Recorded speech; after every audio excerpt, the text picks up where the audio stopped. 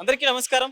Iran, Israel యుద్ధంతో ఆ రెండు దేశాలు ఎంత నష్టపోయాయో చూసాము. అలానే ఇప్పుడు కాస్త ఆ యుద్ధం ఎఫెక్ట్ భారతదేశంలో కూడా కనిపిస్తుందనే చెప్పాలి. ఎందుకంటే గ్యాస్ అలానే చమురు ఏవైతే ఉంటాయో ఇవన్నీ కూడా చాలా వరకు దొరకట్లేదు అనుకున్నట్లు కూడా తెలుస్తూనే ఉంది. కొద్ది రోజుల క్రితం మనం చూసుకుంటే ముంబైలో 20 to 30% వరకు కూడా హోటల్స్ అలానే హాస్టల్స్ ని క్లోజ్ చేసుకున్నట్టుగా కూడా చూసాం. ఇప్పుడు ఆ ఎఫెక్ట్ కాస్త హైదరాబాద్ వరకు కూడా రావటం జరిగింది.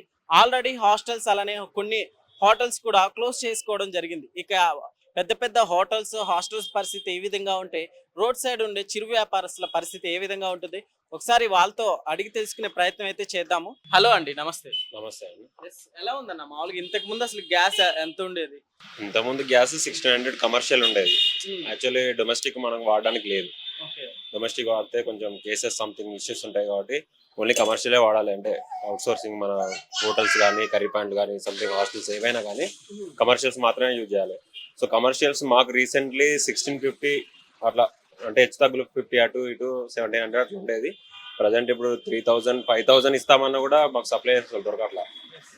మేబీ ఈ రోజు వరకు అయితే మాకు అంటే మేము ముందుగానే ఆర్డర్ పెట్టి ఇష్యూస్ ఉంటాయని చెప్పేసి మేము 10 cylinders వేసుకోవడం జరిగింది 3 days బ్యాక్.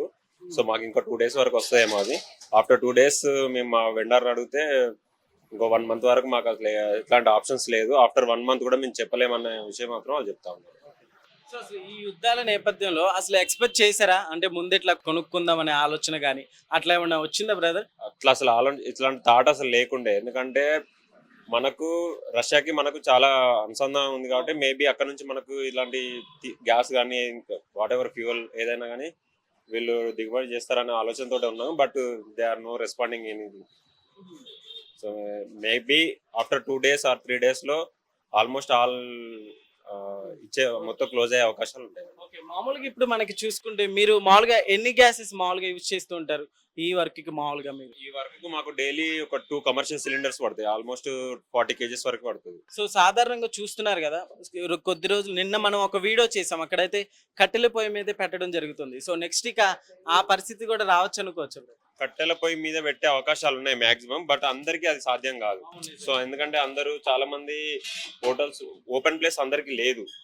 సో ఉన్న వాళ్ళు మాత్రమే ఓపెన్ ప్లేస్ లో వాళ్ళు తీసుకొచ్చి ఆ కట్టెల పొయ్యి కూడా ఇప్పుడు మేము జనరల్ గా నేను నిన్న సైనిక్పూర్ దాకా వెళ్ళొచ్చా. వుడెన్ ఫైర్ స్టవ్లు అది కూడా చాలా కాస్ట్, ఒక్కొక్కటి 40,000 50,000 ఉండదు. సో మేము ఇది కుక్ చేయాలంటే మినిమం 8 to 10 స్టవ్లు కావాలి మాకు డైలీ. సో ఒక టన్ అంటే మేము ఇప్పుడు 10,000 విత్ బౌల్స్ అవన్నీ కలిపి దాదాపు 4 to 5 lakhs ఇన్వెస్ట్మెంట్ చేయాల్సి వస్తుంది. సో అంత బడ్జెట్ ఇన్వెస్ట్ చేసేంత క్యాపబిలిటీ మా దగ్గర లేదు ప్రజెంట్ సిచ్యువేషన్ లో. సో క్లోజ్ చేసుకోవడమే బెస్ట్ ఆప్షన్.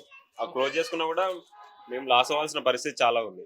మీరు లాస్ అవడం అట్లానే అంటే కర్రీస్ కూడా చాలా వరకు బయట నుంచి ఎక్కువ తెచ్చుకునే వాళ్ళు చాలా మంది ఉంటారు, బయట బ్యాచిలర్స్ కూడా. అట్లా చేస్తే ఇక ఇప్పటికి హాస్టల్స్ కూడా ఆల్రెడీ బ్యాన్ చేసుకున్నట్టు కూడా తెలుస్తుంది. ఇస్తామని చెప్పేసి ఏదో అనౌన్స్మెంట్ వచ్చింది. బట్ వాళ్ళు కూడా హాస్టల్స్ అందరూ మేము ఫుడ్ పెట్టలేం, షెల్టర్ మాత్రం ఇవ్వగలం అని చెప్పేసి వాళ్ళు కూడా చేతులు చేస్తున్న విషయం అయితే న్యూస్ లో చూసాను నేను ఇప్పటి వరకు. నాకు తెలిసిన నా ఫ్రెండ్స్ హాస్టల్స్ లో వాళ్ళు ఉన్నారు, వాళ్ళు కూడా ఆల్మోస్ట్ క్లోజ్ చేసామని చెప్పేసి చెప్తా ఉన్నారు. ఇలాంటి సిచ్యువేషన్ లో మామూలుగా ఇవి కర్రీస్ కూడా మాక్సిమం గ్యాస్ తోనే కదా, ఒకే కరెంట్ తోటి ఏమన్నా చేయాల్సింది చేసే పాసిబిలిటీ లేదు. ఎందుకంటే గ్యాస్ తోటి ఏంటంటే మనకు ఫ్లేమ్ హై ఫ్లేమ్ లో ఫ్లేమ్ లో పెట్టుకొని చేయాల్సిన పరిస్థితి ఉంది. సో కరెంట్ లో అంటే ఒకేసారి మనకు హై ఫ్లేమ్ కానీ ఒకేసారి లో ఫ్లేమ్ కానీ అయ్యే అవకాశాలు లేవు. సో అట్లా అవ్వదు పని, కరెంట్ తో అయ్యే పని అయితే లేదు. మేబీ చేస్తే కట్టెల పొయ్యి మీద చేసే అవకాశం ఉంది. అది కూడా ఓపెన్ ప్లేస్ ఉన్న వాళ్ళకి మాత్రమే వెసులుబాటు ఉంది, మనకు లేదు. వారికి ముందు అసలు ఎక్స్పెక్ట్ చేశారా బ్రదర్? ఎందుకంటే మనకు ఆల్రెడీ ఇప్పుడు ఇరాన్ నుంచి చాలా వరకు దూరం వస్తుందని అసలు ఎక్స్పెక్ట్ చేయలేదు. అసలు ఎంత దూరం ఎక్స్పెక్ట్ చేశారనుకుంటే మా వెండర్ దగ్గర నుంచి మేము ముందే ఒక 100 cylinders అయిపించుకునే అవకాశం ఉండేది. అప్పు చేసైనా తెచ్చుకునే వాళ్ళం, కానీ ఆప్షన్ లేదు ప్రజెంట్.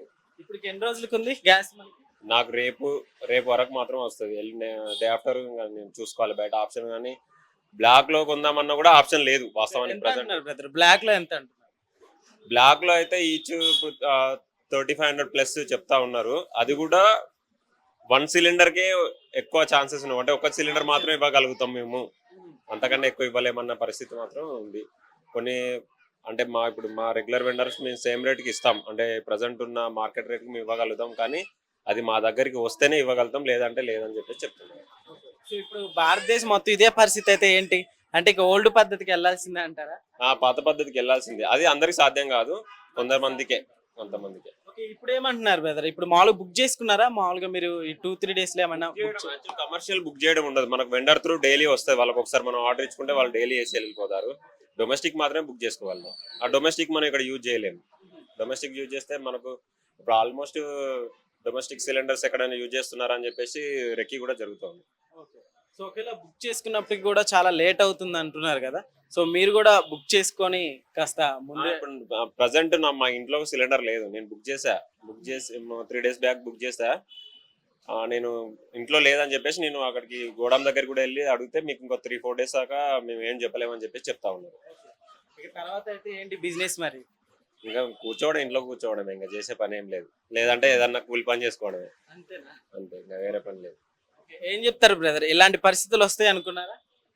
ఎక్స్పెక్ట్ చేయలేదు ఇలాంటివి వస్తాయని, చెప్పడానికి కూడా మాకు నెక్స్ట్ థాట్ కూడా ఏం లేదు, ఎందుకంటే మేము దీనిలో పూర్తిగా మునిగిపోయి ఉన్నాం కాబట్టి మాకు వేరే పని కూడా తెలియదు మాకు. ఓకే. ఇదిలా ఉంటే ఒకవేళ పెట్రోల్ అట్లనే ఇనుము, చమురు వస్తువులు కూడా ఇంకా పెరగచ్చు అనుకుంటున్నారు అంటున్నారు. సో అది కూడా ఉన్నారు కానీ అది క్లారిటీ లేదు. ప్రజెంట్ అయితే నేను ఈ రోజు చూసిన న్యూస్ ప్రకారం అయితే మనకు దిగుబడి వస్తుందనే ఇన్ఫర్మేషన్ అయితే ఉంది, అది కూడా క్లారిటీ లేదు. Okay brother. Thank you.